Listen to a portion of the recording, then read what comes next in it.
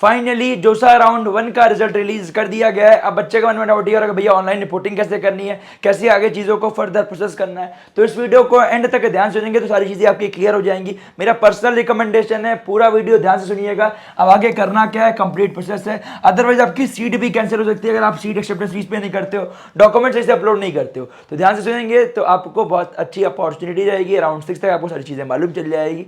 चलिए डिस्कस करते हैं। अगर चैनल को जरूर सब्सक्राइब कर लेना, एक लाइक जरूर कर देना, उससे हमें एक मोटिवेशन मिलता है आपके लिए ऐसी वीडियो डालते रहें टिल जब तक आपका एडमिशन कॉलेज में ना हो जाए। आइए डिस्कस करते हैं। कुछ ऐसे बच्चे होंगे जिनको अच्छी सीट अलॉट भी होगी, कुछ ऐसे होंगे जिनको अच्छी सीट अलॉट नहीं होगी। वो सबको रैंक के अकॉर्डिंग अलॉट हुई है, तो परेशान नहीं होना है। लास्ट राउंड तक सभी बच्चों को अच्छी सीट अलॉट हो सकती है। जिन बच्चों को भी सीट अलॉट नहीं हुई है वो भी वीडियो को ध्यान सुनिएगा, क्योंकि फर्दर जब भी जो चीज़ें होंगी आपको ऐसे ही करनी होगी। एंड जिनकी भी रैंक थोड़ी पीछे है उनको राउंड 6 में या फिर सीसीएम में राउंड में ही अलॉटमेंट होगा, तो आप परेशान मत होना, वेट करते चलना। अलॉटमेंट जरूर होगा बट थोड़ा सा टाइम लगेगा। तो ये डिस्कस करते हैं सारी चीजें। फर्स्ट ऑफ ऑल मैं आपको डिस्कस करने वाला हूं आपका क्या प्रोविजनल ऑफर लेटर आपको एक्सेप्ट करना है, कैसे क्या करना है ये डिस्कस करते हैं। फर्स्ट ऑफ ऑल आपका क्या मतलब है एक्सेप्ट करना सीट, उसका मतलब क्या आपको फ्री स्लाइड फ्लोट करना है। फ्री स्लाइड फ्लोट का मतलब क्या है, अगर आपको आपकी मनपसंद सीट मिल गई, जैसे फॉर एग्जांपल आपने 300 चॉइस भरे, आपको दूसरा तीसरा चौथा कुछ मिल गया जो कि आपको पसंद है, आपको वही चाहिए, तब आप फ्रीज कर सकते हो। फ्लोट का मतलब यह है जैसे मान लो आपने 300 400 चॉइस भरे, आपको 250 नंबर का मिला हुआ है। अब जो आपको नीचे से कोई मतलब नहीं, 250 से लेकर 400 तक कोई मतलब नहीं, मान लो भरा है जो भी मतलब आपका ऊपर से मतलब है।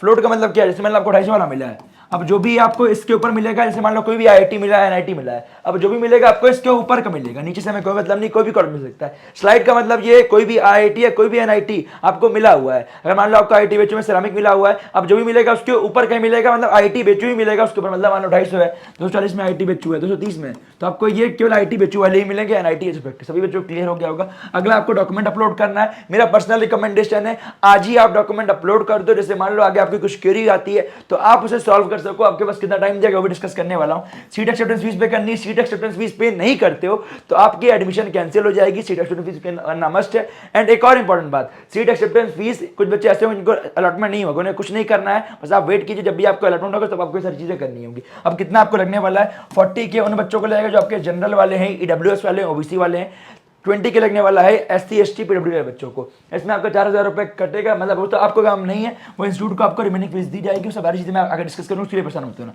क्यूरीज अगर कुछ आती हैं तो आपको कुछ टाइम मिलेगा, उसके अंदर आपको सॉल्व करना पड़ेगा। अगर आप सॉल्व नहीं कर पाते हैं तो आपका एडमिशन कैंसिल हो जाएगा। कुछ बच्चे ऐसे होंगे जो मेडिकल सर्टिफिकेट की बात करें, वो अपना रजिस्ट्रेशन नंबर डॉक्टर का नहीं लगवाते हैं, मोहर वगैरह ढंग से नहीं होती है, डेट वगैरह नहीं होती है, तो आपका सर्टिफिकेट में क्यूरी आती है, आपको दोबारा अपलोड करना पड़ता है। ऐसे आपके अगर ओबीसी हो गया, ईडब्ल्यूएस हो गया, अगर वो 1 अप्रैल होती है इसकी बात का नहीं होता है तो फिर इसमें क्यूरी आएंगी। तो जितना जल्दी आप अपलोड कर दोगे उतना आपके लिए फायदा है। सभी चीजें ध्यान से करना। अगर आप मतलब क्यूरी आती है, क्यूरी सॉल्व नहीं कर पाते तो आपकी सीट कैंसिल हो जाएगी। फर्दर आप सब्सिक्वेंट राउंड में आप जोसा में बैठ नहीं सकते हो, मतलब कैंसिल सीट कैंसिल, तो फिर आप बाहर आप डायरेक्ट सीसीएम में ही बैठ सकते हो। एंड इसकी इंपॉर्टेंट बात, सीसीएम में आपका केवल एनआईटी, ट्रिपल आईटी, जीएफटीआई की जो आपकी वैकेंट सीट होती है उसी में एडमिशन होता है। अब आगे और डिस्कस करते हैं। इंपॉर्टेंट पॉइंट एक ये भी है कि अगर आप एक बार आपने ऑनलाइन वेरिफिकेशन कर रहे हो, आपको एक एनआईटी मिला हुआ है, अगर फिर आपको आईआईटी मिलता है तो एक बार आपका वेरिफिकेशन दोबारा होगा, क्योंकि आईआईटी का सिस्टम अलग है, एनआईटी का सिस्टम अलग है, चीजें सेम होती है बट ये आपका अलग से फिर वेरीफाई करते हैं। अगर आपको पहले आईआईटी मिला हुआ है, दोबारा एनआईटी मिलता है, फिर भी आपको एक वेरिफिकेशन कराना पड़ेगा। उसके लिए आप क्या करना, जब भी आपको अलॉटमेंट होता है तो आप चेकआउट करते रहना, छोड़ना मत। साथ ही में आप क्यूरी अगर रेस होती है, आप फेल हो जाते हो तो फिर से बोलना, आपकी सीट कैंसिल हो जाएगी। अगर डिस्कस करते हैं इंपॉर्टेंट पॉइंट्स और आप डिस्कस करते हैं, ठीक है। सारी चीजें वही मेंशन है, मैंने आपको बताई हुई है। वेरिफिकेशन जो मैंने बता दिया आपको एनआईटी वाला, मतलब दोबारा से आपको रीवेरिफिकेशन करना पड़ेगा अगर आप एनआईटी से आईआईटी में आते हो, आईआईटी से एनआईटी में आते हो, ठीक है। फ्री स्लॉट स्लाइड मैंने डिस्कस की वो ही है, ये सारी चीज़ें मैंने आपको डिस्कस की हुई है, ठीक है।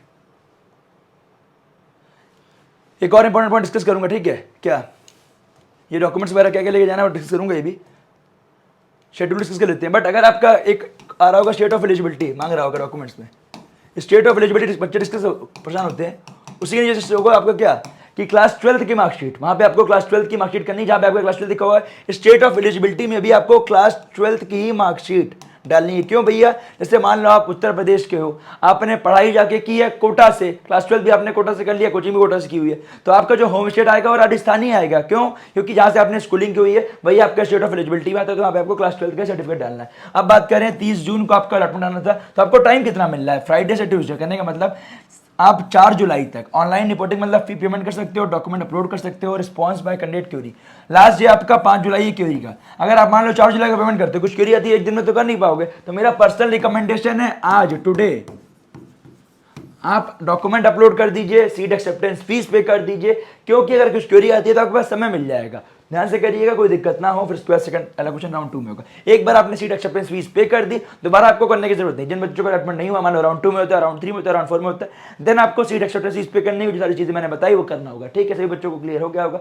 आगे डिस्कस करते हैं आपका क्या डॉक्यूमेंट वेरिफिकेशन। जो मैंने सारी चीजें डिस्कस कर दी, इसमें कुछ ज्यादा इंपॉर्टेंट चीजें नहीं है। अगर डिस्कस का एक पॉइंट ये ध्यान रखना कि आपको अगर सीट अलॉटमेंट हो गया जो समय, तो आप सेकंड राउंड से लेकर 5th राउंड तक विड्रॉल कर सकते हो, उसमें कोई दिक्कत वाली बात नहीं है। उसमें आपके कुछ पैसे काट के रिफंड कर दिए जाएंगे, कितना कटेगा वो आपको मैं बता दूंगा नेक्स्ट वीडियो में, कोई दिक्कत वाली बात नहीं। ठीक है, अगर डिस्कस करने हैं डॉक्यूमेंट अपलोडिंग क्या करना है, क्लास 10 की मार्कशीट हो गई, आधार कार्ड हो गया, क्लास 12 की मार्कशीट हो गई, SC ST OBC NCL EWS का सर्टिफिकेट हो गया। EWS OBC NCL आपका एक होता है, इसके बाद का होना चाहिए। यहाँ SC ST OBC NCL का आपका क्या महाराष्ट्र स्टेट OBCL में सोशल वेलफेयर डिपार्टमेंट से आपका वेरीफाई होना चाहिए। एंड आपको state have to produce caste validity certificate का होगा, एंड साथ ही में ST सर्टिफिकेट का तमिलनाडु का यहाँ पे आपका कंसर्न रेवेन्यू डिपार्टमेंट से अप्रूव होना चाहिए। एंड उसके अलावा आपका WD का है, 40% डिसेबिलिटी हो गई, क्रॉस बैंक चेक कॉपी। बच्चे रिस्क ये होता है कि मान लो आपने किसी से UPI किया, जहाँ से आपने पेमेंट की है, उसका एक स्क्रीनशॉट जरूर रखिएगा। बस क्रॉस बैंक चेक कॉपी आपका खुद का लगा सकते हो, पेरेंट्स का लगा सकते हो, किसी अंकल लगा सकते हो, जिसमें आपको रिफंड देना। जैसे मान लो अभी आगे विड्रॉल करते हो, तो जो आपके पैसा रिफंड हो आपको इसी अकाउंट में हो। ठीक है, मेडिकल सर्टिफिकेट का आपको चाहिए, एनेक्सर में दिया ही हुआ है, बट अगर आपको नहीं मिल रहा तो हमारे टेलीग्राम चैनल को ज्वाइन कर लो, हम डाल देंगे। साथ ही में आपका एडमिट कार्ड, ये OCPI एंड साथ में ये आपका क्या है फॉरेन वाले बच्चों के लिए। ठीक है, एंड जो आपका अगला मैं बता रहा हूँ IIT वाले बच्चों के लिए, इसमें सबसे मैं बस आपका 10th में JEE मेन एडमिट कार्ड नहीं है। ठीक है, जिसमें तो आपको सारी चीजें क्लियर हो गई होंगी। एंड 2 और इंपॉर्टेंट पॉइंट जो मैं डिस्कस करना भूल गया था वीडियो में, जो आपके लिए बहुत ही इंपॉर्टेंट है। पहला इंपॉर्टेंट पॉइंट क्या, सभी बच्चों को फ्रीज स्लाइड फ्लोट का एक और मीनिंग बता दूं। क्या फ्रीज स्लाइड फ्लोट में क्या चीजें इंपॉर्टेंट है। अगर आप फ्रीज स्लाइड फ्लोट करते हो तो ये चीज ध्यान रखना, अगर आपने फ्लोट किया तो आप बाद में स्लाइड फर्दर राउंड में एंड फ्रीज कर सकते हो। ठीक है, बट अगर आप स्लाइड करते हो देन आप फ्लोट नहीं कर सकते हो, केवल आप फ्रीज कर सकते हो। एंड फ्रीज में तो आप केवल फ्रीज ही कर सकते हो। चलिए डिस्कस हो गया, इंपॉर्टेंट पॉइंट था। एक अगला पॉइंट, और जो भी बच्चे विड्रॉल के लिए बात करें, 5th राउंड तक आप IIT में विड्रॉल कर सकते हो। बात करें 6th राउंड में आप NIT प्लस सिस्टम के लिए विड्रॉल कर सकते हो, उससे कोई दिक्कत वाली बात नहीं, क्योंकि आप जानते हो CSAB राउंड में आपका वैकेंट सीट होती है NIT IIT GFTI में, तो वहाँ पे आप 6th राउंड में भी विड्रॉल ले सकते हैं। बट IIT सिस्टम के लिए आपको 5th राउंड तक ही विड्रॉल मिलेगा। विड्रॉल करने से मान लो आपको IST मिल गया, ISR मिल गया, RGIPT मिल गया, तो आप वहाँ पर जा सकते हैं, आपके पैसे रिफंड कर दिए जाएंगे, अदरवाइज आपके पैसे भी रिफंड नहीं होंगे। एंड साथ ही में एक बच्चे की सीट भी खराब होगी। चलिए मिलते हैं अगले वीडियो में, बाय बाय, स्टे सेफ, जय हिंद।